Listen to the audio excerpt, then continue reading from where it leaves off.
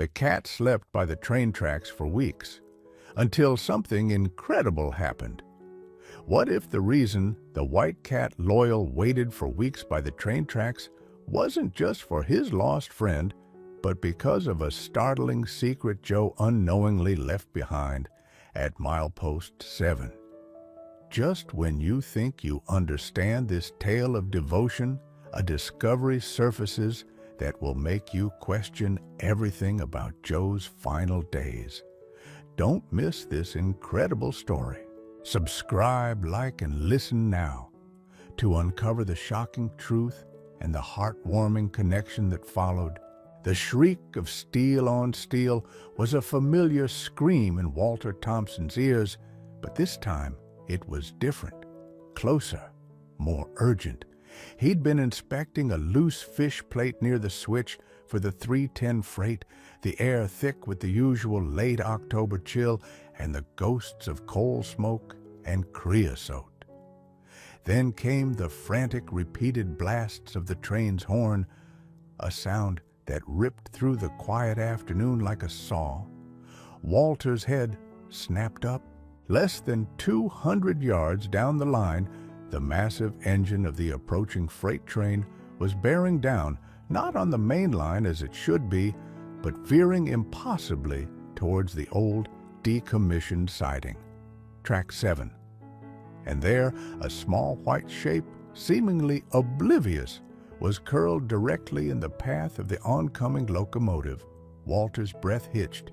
It was the cat, the damned stubborn white cat that had been a silent, spectral fixture by the 7th milepost for weeks. Time seemed to warp the roar of the train, amplifying the ground beginning to tremble. He saw a flicker of movement from the engine's cab, frantic gestures perhaps, but a freight train that size, even one mistakenly diverted and trying to slow, couldn't stop on a dime. The white fur was a stark beacon against the dark-weathered sleepers and the rust-colored rails. It hadn't moved. Was it asleep, deaf, or just waiting? Walter felt a cold dread seize him, his feet rooted to the ballast. He was too far. There was nothing he could do but watch. The immense shadow of the engine swept forward, the screech of brakes, a tortured howl. For a horrifying second, the white shape was obscured by the bulk of the locomotive. Walter's heart hammered against his ribs, a painful, suffocating rhythm.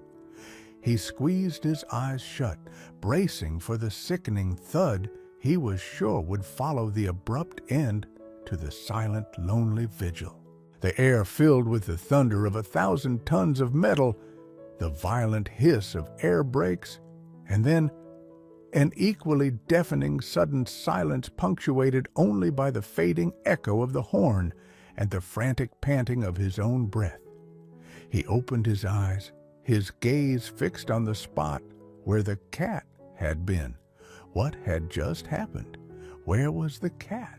Walter Thompson was a man tethered to the rhythms of the Galena train station, a place that, much like himself, had seen better days. At 60, his salt and pepper hair was more salt. Now his face etched with the lines of a life spent outdoors in quiet contemplation. His official title was Track Maintenance Foreman for this small spur of the Illinois Central, but with the station reduced to a shadow of its former glory, only a couple of freight trains a day and a single, often empty passenger car. His duties were a grab bag of whatever needed doing. He inspected the rails, oiled the switches, kept the platform clear of debris, and sometimes just sat on the worn bench outside the station master's office, watching the town of Galena go by. Galena, Illinois, nestled in the unglaciated hills of Joe Daviess County, was a town proud of its history. Its preserved 19th century buildings, a testament to a time when steamboats and lead mining made it a bustling hub. Now tourists and a quieter, more settled pace to find it. The train station, once a grand Victorian structure, had been downsized decades ago to a modest brick building. The old sidings like Track 7 were mostly repositories for decaying boxcars and encroaching weeds. For Walter, whose own life had been marked by the steady, quiet loss of his wife Martha, to illness 5 years prior, the station's gentle decline felt like a kindred spirit. His days were measured by the scheduled arrivals and departures, the clang of the crossing bells, the lonely whistle of a train receding into the distance. He'd first noticed the white cat about 6 weeks back in early September. It was a small, thin creature, its fur not yet bearing the grime of the tracks, its blue eyes unusually vibrant. It would sit near the old wooden milepost marking the 7th mile from the junction, a faded red sentinel by the unused siding. Walter was a practical man, not given to sentimentality over strays, but there was something about this one's unwavering presence that pricked at him. He'd seen plenty of animals around the rail yard, raccoons, the occasional deer, even a coyote once. But this cat was different. It wasn't scavenging or passing through. It was stationed, waiting.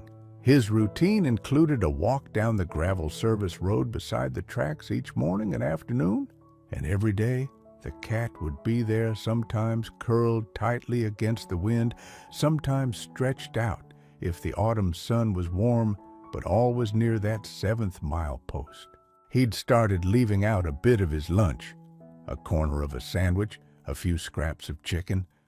The cat, wary at first, would only approach the food after he'd moved a considerable distance away. He hadn't tried to get close. There was a dignity to its vigil, a private sorrow he felt reluctant to intrude upon.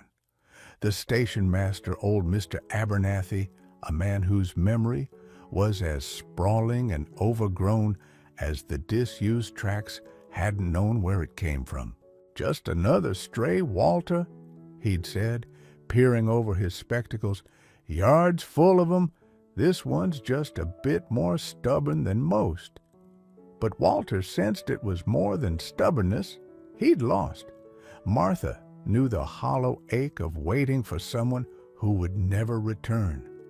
He saw a reflection of that same hopeless fidelity in the cat's patient, unwavering presence by the silent rails. He just didn't know who or what it was waiting for. The simmering tension in Walter's own quiet life was a loneliness he rarely acknowledged, a routine that kept grief at bay. This small, persistent mystery of the white cat was a stone dropped into the still waters of his days, the ripples slowly expanding. The incident with the freight train on Track 7, a terrifying mix-up at the switch control down the line, quickly rectified, but not before sending the locomotive dangerously close to the cat's chosen spot, was the jolt Walter needed. The image of that small white form against the looming engine haunted him. He'd found the cat miraculously unharmed, huddled deeper into the weeds by the milepost, its fur-fluffed-up eyes wide with terror. The train had stopped just yards short, its massive form casting a long shadow. The crew, shaken and apologetic, had confirmed the switching error. But for Walter, the near miss crystallized a sense of responsibility. This wasn't just a curiosity anymore, it was a life in persistent, quiet peril. The next morning, under a cold, gray October sky that threatened an early snow, Walter deviated from his usual detached observation. He packed a small can of tuna, the good kind he bought for himself as a treat, and an old soft towel. When he reached milepost 7, the white cat was there, as always, curled by the faded red post. Its fur was now visibly stained with coal dust and grime, and it looked thinner than he remembered. Its blue eyes, the color of a winter sky, watched him with a weary apprehension. He approached slowly, speaking in a low, calm voice. "Hey there, little one." He murmured the words, feeling rusty in his throat. "Got something for you?" He placed the open can of tuna on a piece of newspaper a few feet away. The fishy aroma, sharp and enticing, mingled with the damp earth and engine oil scents of the rail yard. The cat didn't move, just watched its gaze, unwavering. Walter hunkered down the gravel, crunching under his worn boots. He stayed still for a long moment, then slowly extended a hand palm up. "It's okay. I'm not going to hurt you." The cat's ears twitched. Its gaze flickered from his face to the tuna, then back. Minutes passed in silence, broken only by the distant sigh of wind through the skeletal branches of the trees lining the track. Then, with a deliberation that spoke of deep caution, the cat rose, stretched, and took a hesitant step towards the food. It sniffed, then looked at Walter, then finally began to eat, small, quick licks. Walter felt a small knot in his chest loosen. While it ate, he noticed a detail he hadn't seen from a distance, a small crescent-shaped scar pale against the white fur on the edge of its left ear. The mark was distinctive familiar. A memory surfaced. A homeless man he'd occasionally seen near the station months ago. A quiet fellow with a kind face, often accompanied by a white cat. He'd shared a cup of coffee with him once during a particularly cold snap. The man's cat had that same scar. A wave of sympathy, sharper and more focused now, washed over Walter. This wasn't just a stray, it was someone's companion, and it was lost or worse, abandoned. But the unwavering vigil by this specific spot suggested something more profound. He reached out again, slowly, and this time his fingers brushed the cat's fur. It was surprisingly soft beneath the dirt. The animal flinched almost imperceptibly, but didn't pull away, a low, almost inaudible rumble starting in its chest. Walter felt its thin body, the ribs prominent beneath his touch.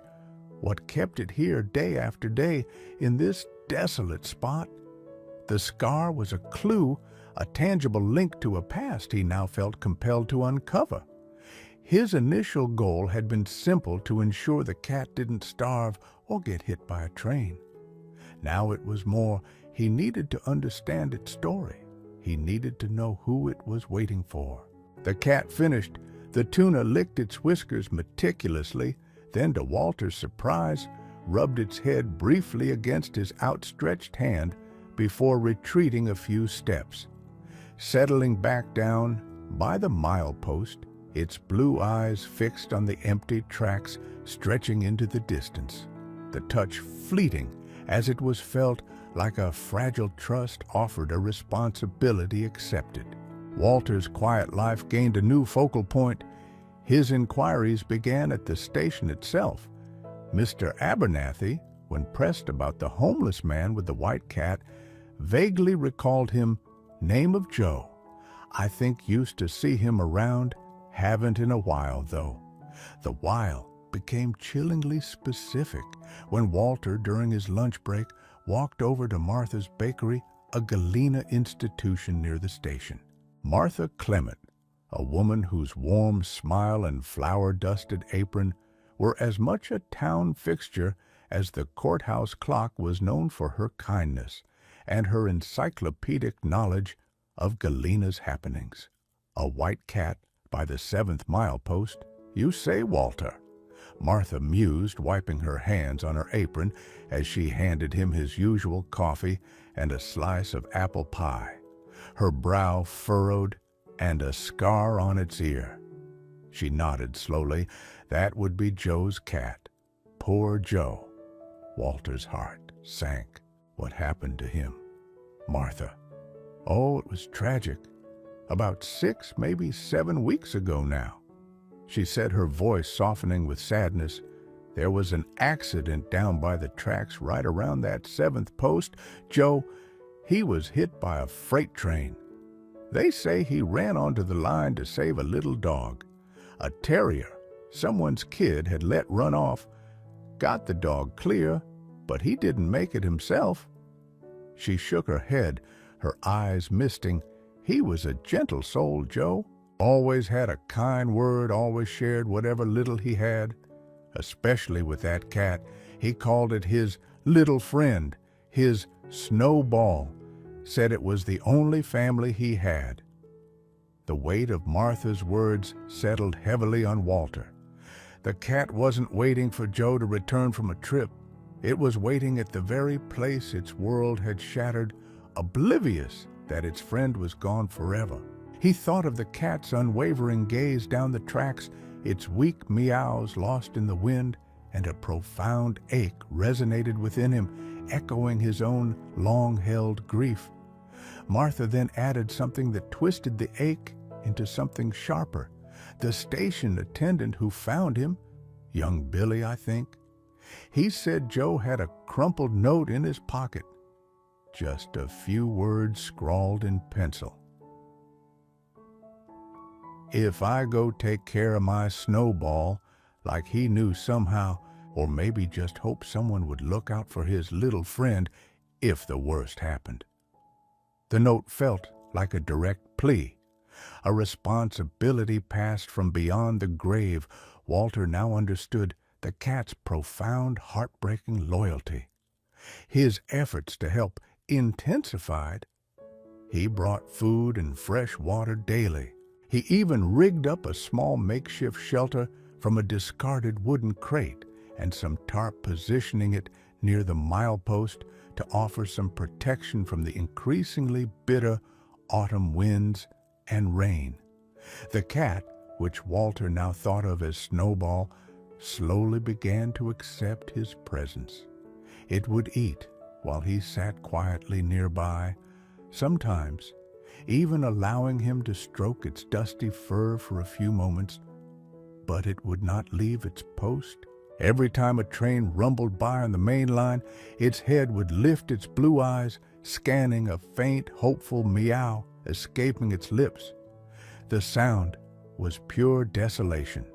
News of the loyal cat of milepost 7 began to filter through Galena.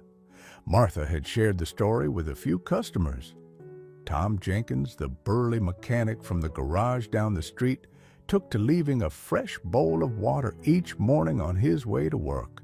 Ellen O'Malley, the town seamstress, a kind woman with a soft spot for all creatures, heard the tale, and one blustery afternoon arrived with a small, sturdy canvas canopy. She and Walter managed to secure it to the milepost, creating a more robust shelter. Poor little mite! She'd clucked her eyes full of compassion, the loyalty of animals. It puts us humans to shame sometimes. Children bundled in colorful jackets would sometimes accompany their parents on walks past the spot, leaving small offerings of canned fish or dry kibble, whispering about the faithful cat. But Snowball, though it ate a little of what was offered, remained steadfast, its gaze fixed on the horizon, its sorrow a palpable presence. One Saturday, Walter was sitting by the milepost, sharing the quiet afternoon with Snowball, when young Timmy Evans, a boy of about 10 from a nearby farm, came by. Timmy had been following the cat's story with avid interest. He was poking around in the tall grass near the tracks when he let out a yelp of discovery. "Mr. Thompson, look!" He held up a small, weathered piece of dark brown leather. It was an old handmade cat collar, clearly very worn. Attached to it was a crudely hand-stamped metal tag. Walter took it, his fingers tracing the letters. Engraved somewhat unevenly was a single word: Loyal, not Snowball. Then Loyal Joe had named his cat Loyal, and loyal it was beyond any measure Walter had ever known. The collar was like a final message from Joe, affirming the extraordinary bond they shared. Walter looked at the white cat, now dozing fitfully under its canopy, and whispered, his voice thick with emotion, "You truly are, little fella, you truly are." The weight of that loyalty and the responsibility it entailed felt heavier, yet more urgent than ever. The story of Loyal the White Cat of Milepost 7 might have remained a quiet local legend, a source of melancholy sympathy for the townsfolk, if not for Lena Carter. Lena was 24, a railroad cleaner who worked for a contractor that serviced several lines in the region, including the Galena Spur. She was a relatively new face in town, having moved to Galena a few months prior, with a tentative dream of one day opening a small bakery. She was observant, with a quiet resilience about her, often seen with her dark ponytail swinging as she efficiently went about her work. Her hands usually covered by worn work gloves, Lena had noticed Loyal on her cleaning rounds at the Galena station. She'd seen Walter's efforts, the food, the makeshift shelter, and then Ellen's canopy. She'd heard snippets of the story from station staff. Unlike the others who mostly offered aid and then moved on with their day, Lena felt a deeper, more persistent pull towards the grieving animal. Perhaps it was her own sense of being somewhat adrift in a new town, or simply a profound empathy for the cat's desolate faithfulness. She began her own ritual. Every morning before her shift started, she'd visit Milepost 7. She brought small tins of sardines, a particular treat she'd read for cats, and a little carton of fresh milk. She wouldn't just leave the food. She'd sit a few feet away talking softly to Loyal, telling him about her day, her dreams of cinnamon rolls and sourdough bread, her voice a gentle murmur against the backdrop of the rail yard sounds. At first, Loyal remained aloof, eating only after she'd left, but Lena was patient. Day after day, she returned slowly, tentatively. Loyal began to associate her presence with comfort. He started eating while she was still there, his luminous blue eyes occasionally flicking towards her. One cold morning, when a sharp wind whipped around the milepost, Lena took off the woolen scarf she was wearing and gently draped it around the shivering cat. Loyal, instead of bolting, leaned into the warmth, a faint purr vibrating against the wool. It was a breakthrough. He allowed her to stroke his head, his body still tense but not fearful. He licked a drop of milk from her gloved finger. Walter watched these interactions with a sense of quiet awe. He'd managed to provide for Loyal's basic needs to earn a sliver of its trust. But Lena was forging a genuine connection. He saw the subtle shift in the cat's demeanor when she was near. A fraction less tension in its small body, a flicker of something other than sorrow in its eyes. The turning point came during a fierce late November thunderstorm. Rain lashed down, turning the rail yard into a muddy morass. Walter, worried, had driven to the station. He found Lena already there, soaked to the bone, crouched under the now leaking canvas canopy, shielding Loyal with her own body. The cat was pressed against her, trembling, but not trying to flee. "He's terrified," Lena said, her voice barely audible above the drumming rain. "He can't stay out here like this, Walter. He just can't." In that moment, looking at the young woman and the equally vulnerable animal, Walter knew things had to change. Loyal's vigil couldn't continue indefinitely. The cat had mourned, had shown a devotion that humbled them all, but it deserved a chance at a life beyond the cold comfort of Milepost 7. "Why don't you take him home, Lena?" Walter heard himself say. "Just for tonight, see how he does." Lena looked at him surprised, and then a dawning resolution in her eyes. "You think he'd come. He trusts you," Walter said simply.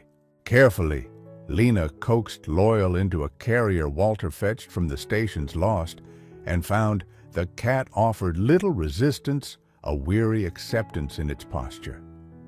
As Lena prepared to drive Loyal to her small apartment overlooking Galena's town square, she paused. Earlier that day, while cleaning out an old locker in the station break room, she'd found a faded photograph tucked inside a worn railway timetable. It was a picture of Joe younger, his silver beard less prominent, a wide, happy smile on his face. In his arms, he cradled a small white cat.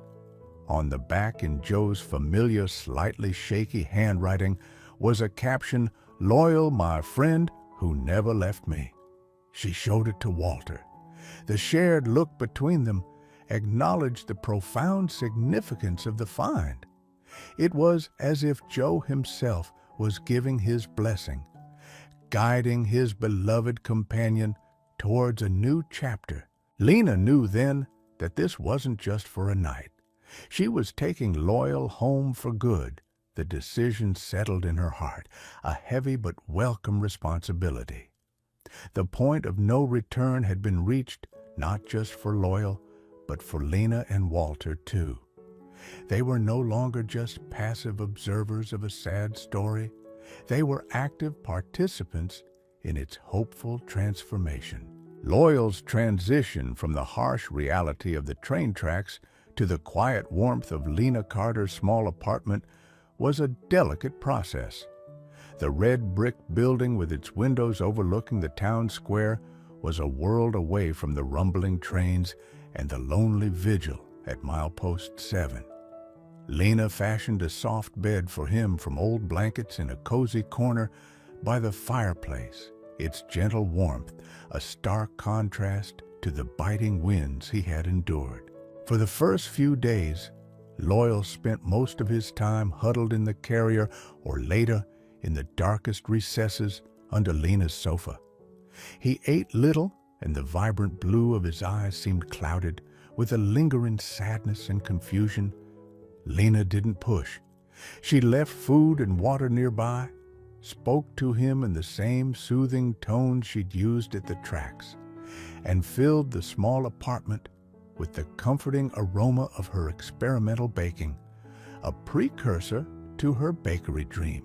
Slowly, cautiously, Loyal began to emerge. He'd explore the apartment in the dead of night. At first, then gradually, during the quieter moments of the day, he discovered the warmth of a sunbeam on the worn wooden floor and the intriguing dance of dust motes in the light. He'd still often sit by the window that faced the direction of the tracks, his gaze distant, a soft, mournful meow, sometimes escaping him, especially when he heard the distant wail of a train whistle. Walter became a regular visitor. He'd bring by a small tin of sardines, Loyal's favorite, and sit quietly with Lena sharing coffee and updates. Seeing Loyal in a safe, warm environment, his white fur gradually losing its track grime and regaining its snowy luster under Lena's care, brought Walter a profound sense of peace. The raw edge of his own past losses felt subtly soothed by witnessing this small act of rescue and redemption. He saw Lena blossom too.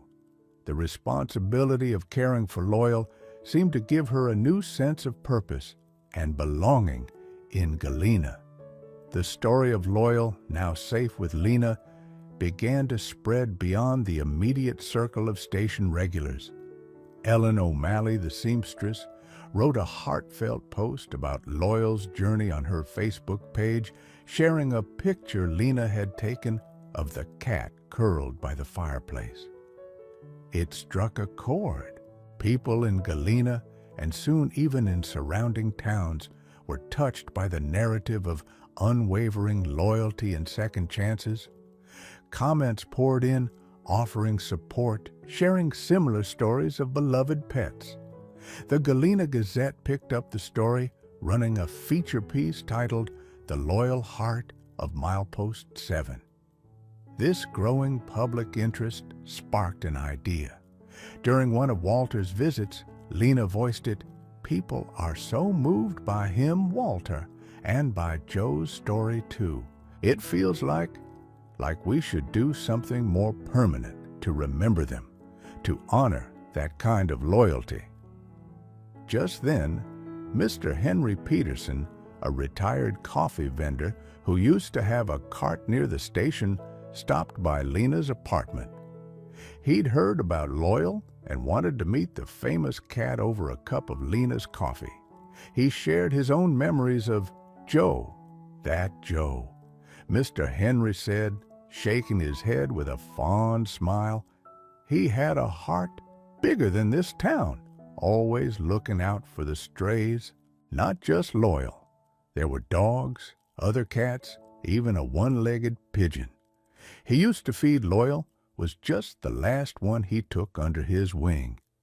It's like that little cat carries all of Joe's kindness with him." This revelation added another layer to Loyal's story. He wasn't just a symbol of his own devotion, but a living legacy of Joe's compassionate spirit. Lena and Walter exchanged a look.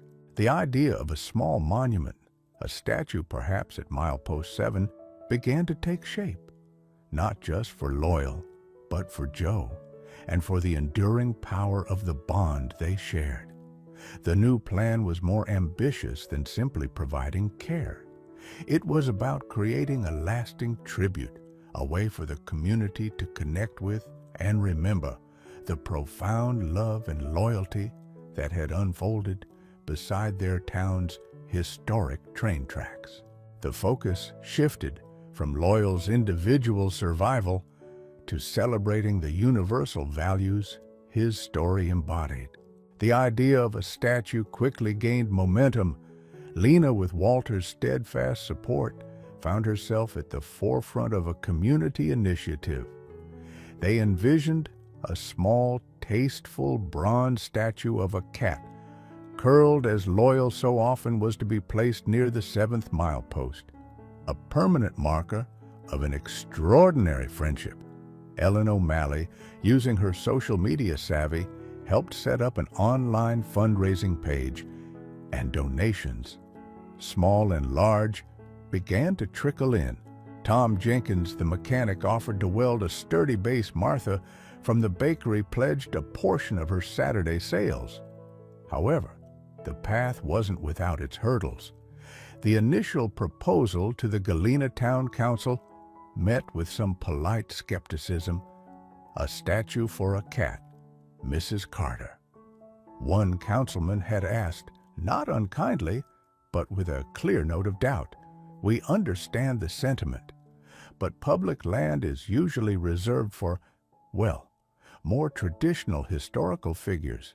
Lena, normally reserved, found an unexpected wellspring of eloquence. She spoke of Joe's quiet kindness, of Loyal's unwavering devotion, of how their story had touched a nerve in the community, reminding people of simple but profound values. Walter spoke too, his words carrying the weight of his long service to the town and his deep personal connection to the story. They presented letters of support from dozens of townspeople. The local newspaper ran another supportive editorial. Slowly, the council came around, swayed by the genuine community passion. Permission was granted. A local sculptor, a young artist new to the area, heard the story and offered to design and cast the statue at a significantly reduced cost. Moved by the tale, the fundraising continued, but there were moments of doubt. One week, donations stalled, and Lena worried they wouldn't reach their modest goal. The cost of the bronze, even discounted, was significant for a small-town effort. It was during this period, a sort of dark night of the soul for the project, that Walter shared more about his own past, about the brother he'd lost in Vietnam, about the long years of carrying that unspoken grief. Sometimes, Lena, he'd said, looking out at the tracks from the station office, it's these small acts of remembering, of honoring a faithful heart that help us heal our own. His quiet conviction bolstered Lena's resolve. They organized a bake sale with Lena's burgeoning talents on full display and Martha mobilizing her network. The children who had once left food for Loyal by the tracks now ran a lemonade stand. The Galena Gazette featured a progress report, and a small TV crew from a regional station even came to do a short human interest piece. The story of Loyal the Galena Miracle Cat was spreading. As the statue neared completion, a beautiful life-sized bronze of a cat curled in peaceful repose, its eyes seeming to hold a gentle wisdom, preparations began for a dedication ceremony. The date was set for a Saturday afternoon in late spring, a time of renewal. Lena felt a mixture of excitement and nervousness. She had become, somewhat unintentionally, the guardian of Loyal's public story, and she felt the weight of representing it authentically. Loyal himself now, a sleek, healthy cat, seemed to sense the quiet hum of activity, often purring contentedly in Lena's lap as she made phone calls or answered emails related to the event.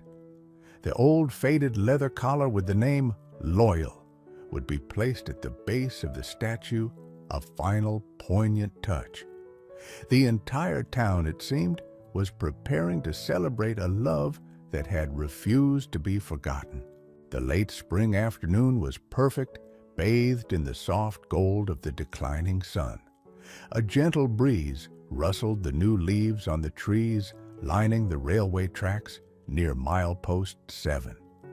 A crowd of perhaps 200 people had gathered, a significant portion of Galena's population. There were families with children, elderly residents leaning on canes, town officials, and familiar faces like Martha, Tom, and Ellen. Walter, dressed in his Sunday best, stood beside Lena, who held a calm, purring Loyal in her arms. The bronze statue, veiled for the moment, sat glinting under its covering. The mayor spoke first, his earlier skepticism replaced by genuine warmth as he talked about community spirit and the unexpected ways inspiration could be found. Then Walter stepped forward. His voice, usually quiet, resonated with emotion as he recounted Joe's unassuming kindness and Loyal's profound faithfulness. He spoke of the first time he'd truly seen the cat, not just as a stray, but as a creature of deep feeling. This little cat, he said, his gaze sweeping over the crowd and resting on Loyal, showed us what it means to truly remember, to truly love. And in doing so, he brought a whole town together. Lena followed, her voice a little shaky at first, but gaining strength as she spoke.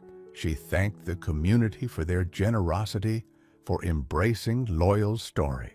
Joe called him Loyal, she said, her eyes shining, and he lived up to that name every single day. This statue isn't just for him or for Joe. It's for the idea that love and loyalty don't die, that they can inspire us, connect us, and even heal us. With that, she and Walter together drew back the veil. A collective gasp, followed by applause, rippled through the crowd. The bronze cat seemed to glow in the afternoon light, its form peaceful, its intricately carved eyes looking out towards the tracks with a timeless, gentle gaze. At its base, the small, worn leather collar, bearing the name Loyal, was nestled amongst a bed of freshly planted flowers. Young Timmy Evans, the boy who had found the collar, beamed with pride. Loyal in Lena's arms, blinked slowly, seemingly unfazed by the attention radiating a serene contentment. As the sun dipped lower, casting long shadows, a sense of profound shared emotion settled over the gathering. A feeling of closure, of celebration, and of a quiet miracle acknowledged. In the weeks and months that followed, the statue of Loyal at Milepost 7 became a beloved Galena landmark. Tourists and locals alike would visit, leaving small tokens: a flower, a painted stone, a catnip mouse. It was a quiet spot for reflection, a tangible reminder of an extraordinary bond. Lena's life blossomed. With the small amount of recognition she'd gained and a renewed sense of confidence, she finally took the plunge and opened her bakery, the Loyal Loaf. It quickly became a town favorite, Walter being her most regular customer for coffee and a morning pastry. Loyal the cat often lounged in a sunny window of the apartment above the bakery, a picture of feline contentment, his once sad blue eyes now clear and bright. He still perked up at the sound of a distant train, but it was more a flicker of memory now than a yearning. Walter found a measure of healing he hadn't thought possible. The shared purpose of caring for Loyal and then immortalizing his story had filled a void in his life. His visits with Lena and Loyal were a source of joy, a gentle rhythm in his days. He still walked the tracks, but his gaze lingered on the statue with a sense of peace, not sorrow. The story of Loyal and Joe inspired more than just a statue. The Galena Animal Shelter reported a noticeable increase in adoptions and volunteer inquiries. A small fund seeded by leftover donations from the statue project was established to help local homeless individuals with pet care, a direct legacy of Joe's compassion. The tale of the most loyal cat on the tracks, as one newspaper headline had dubbed him, served as a quiet but powerful testament to the depth of connection possible between humans and animals, and how such a bond could indeed bring a touch of the incredible into ordinary lives, fostering kindness and community. In its wake, the town of Galena, touched by a little white cat's unwavering heart, was subtly yet irrevocably changed for the better.